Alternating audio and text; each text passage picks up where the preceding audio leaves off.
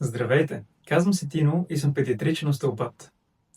Ако имате новородено бебе и се чудите какво точно е времето по коремче, защо всички специалисти говорят за него и дали е нормално бебето ви да не го харесва, то тогава това видео е за вас. Много родители си задават въпроси като: правим ли достатъчно време по корем, нормално ли е бебето да плаче, или ами ако изобщо не го понася? Затова целта ми е да внеса яснота и спокойствие, защото времето по корем често се превръща в източник на излишен стрес.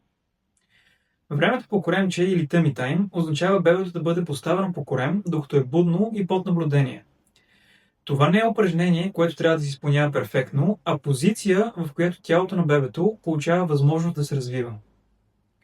Когато бебето е по корем, започва да се активират мускулите на врата, рамения пояс, горната част на гърба и корема. Това са мускулите, които по-късно ще са необходими за обръщане, сядане, пълзене и ходене. И точно за това времето по корем е основа, върху която се надгражда цялото двигателно развитие. Въпреки това, повечето бебета не харесват tummy time в началото и това е напълно нормално. Причината е, че от физическа гледна точка това е изключително трудно. Главата на бебето е относително тежка, мускулите на врата и гърба са все още слаби, а в тази позиция бебето не вижда много добре и не може да използва ръцете си свободно. От негова гледна точка, времето по корем е ново, изискващо усилие и често доста фрустриращо преживяване. И тук е важно да кажем нещо много ясно. Плачът по време на tummy time не означава, че правите нещо грешно и не означава, че бебето не е готово. Той означава, че тялото работи. Това е начинът, по който бебето показва, че му е трудно, а именно чрез това усилие мускулите започват да се развиват. По време на tummy time тялото получава много важна информация. Нервната система започва да усеща къде се намира главата, как се разпределя тежестта и как да активира мускулите срещу гравитацията. Това е ключов процес, чрез който движението се организира и координира. Без достатъчно време в тази позиция, тялото няма възможност да изгради стабилна основа за следващите двигателни умения. Затова, ако трябва да запомните едно нещо от това видео, то е следното.